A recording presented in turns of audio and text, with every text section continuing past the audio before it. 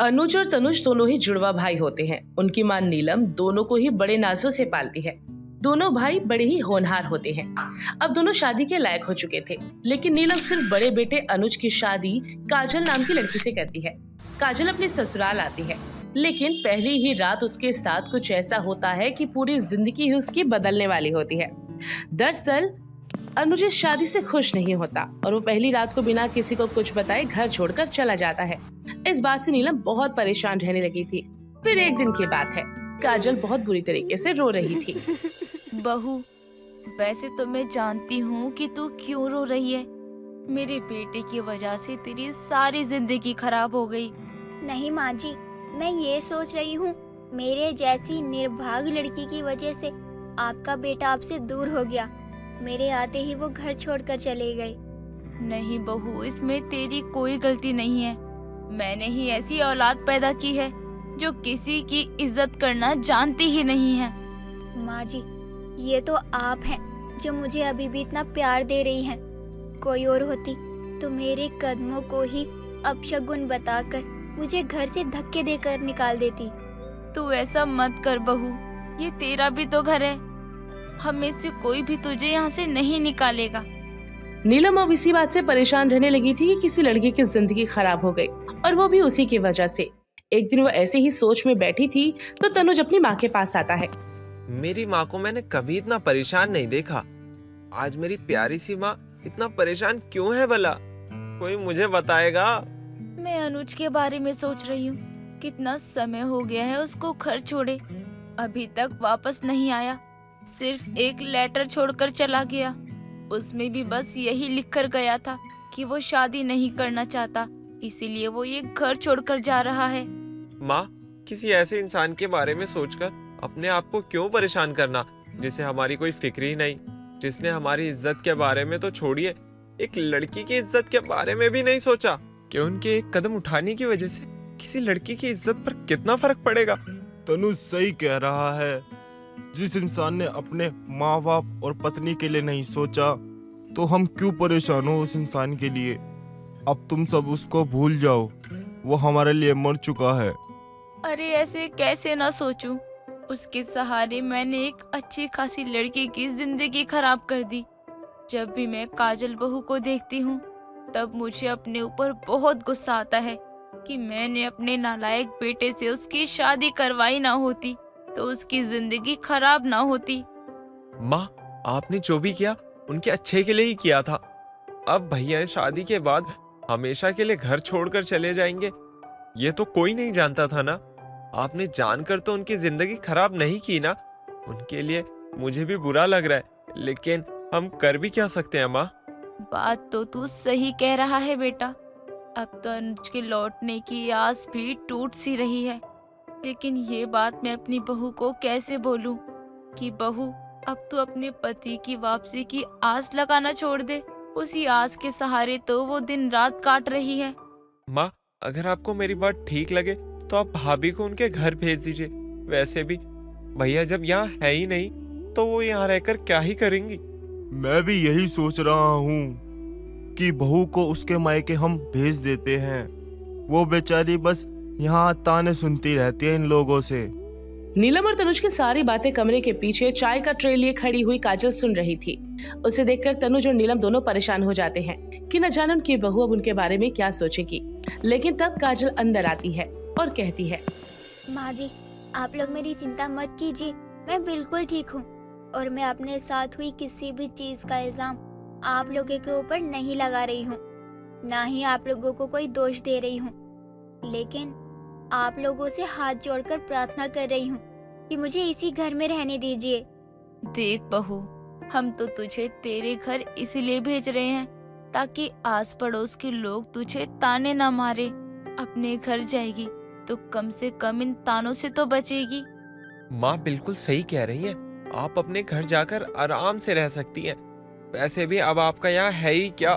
जिसके साथ शादी कर आप आई थी वो तो यहाँ है ही नहीं। ये आपको लगता है शादी के बाद अगर बेटी ज्यादा दिन अपने मायके में रहे तो समाज वाले उसके माँ बाप पर उंगली उठाने लगते हैं।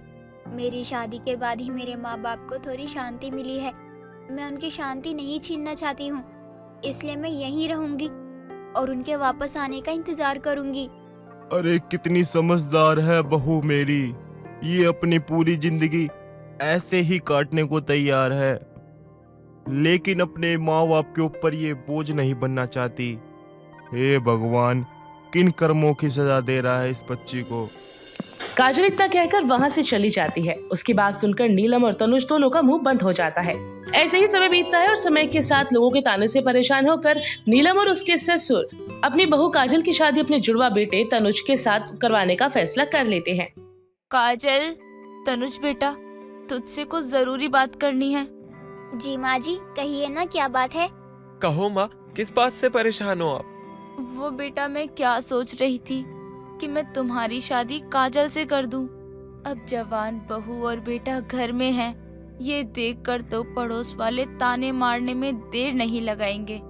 वैसे भी जब काजल बहू को यहाँ से जाना नहीं है और तुम्हें भी काजल बहू पसंद है, तो तुम दोनों आखिर शादी क्यों नहीं कर लेते हो? वैसे तो माँ जी, मैंने सोचा था कि मैं अब कभी भी किसी से शादी नहीं करूंगी, लेकिन आप मेरे अपने हैं, मैंने आप लोगों को दिल से अपनाया है, तो मुझे इस शादी से कोई भी ऐतराज नहीं है। तनुज बेटा, तू भी अपनी दिल की बात कह दे, फिर कभी ऐसा ना हो तू भी ये घर छोड़कर भाग जाए। पापा, आप मुझे भाई से कंपेयर भी कैसे कर सकते हैं? हम दोनों बेशक जुड़वा हैं, लेकिन हम दोनों में दिन रात का फर्क है। और रही बात शादी की, तो मुझे भी इस शादी से कोई ऐतराज नहीं है। मैं किसी लड़की की जिंदगी संवार पाऊं, इससे अच्छी कोई बात नहीं होगी। अब नीलम पंडित से शादी का मुहूर्त निकलवा कर तनुज और काजल की शादी करवा देती है। सभी पड़ोस वाले सारे रीति रिवाज से शादी करते हैं ताकि कल को कोई शादी पर उंगली ना उठाए। लेकिन अब इस शादी में कुछ ऐसा होने वाला था जिससे सभी की जिंदगी बदलने वाली थी। दरअसल अनुज की वापसी होती है इसे शादी में, और ये शादी देखकर अनुज के होश उड़ जाते हैं। माँ, आपने ये क्या किया? आपने मेरी पत्नी की शादी मेरे जुड़वा छोटे भाई के साथ करवा दी। आपने ये ठीक नहीं किया। इसका पति मैं हूँ, मैं। तू है कौन? मैं तुझे नहीं जानती। मेरा बेटा तो उसी दिन मर गया था जब वो अपनी नई नवेली पत्नी को और अपने परिवार वालों को छोड़कर चला गया था। तुझे आज याद आ रहा है कि तू इसका पति है?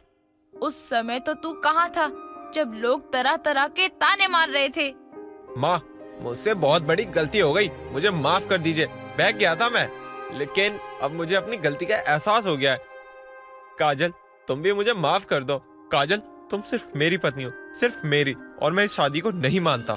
अनुज इतना कहकर काजल का हाथ पकड़कर अपने साथ ले जाता है। तभी तनुज अनुज को रोककर उससे काजल का हाथ छुड़ाते हुए कहता है, भाई, आपको इस घर में रहना रहिए, लेकिन काजल से दूर रहिए। अब आपकी नहीं, मेरी बीवी है। आपको अपनी गलती का एहसास होने में बहुत देर हो गई है। आपको ये सब पहले सोच लेना चाहिए था।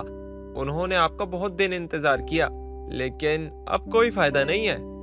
भाई, तुझे जो कहना है तू कह, लेकिन इस बात को तो तू भी झुठला नहीं सकता कि इसका पहला पति मैं हूँ और इस पे सबसे पहला हक मेरा है, समझा? और रही बात तुम दोनों की शादी की, मैं नहीं मानता तुम दोनों की शादी को। तेरे मानने ना मानने से क्या होता है?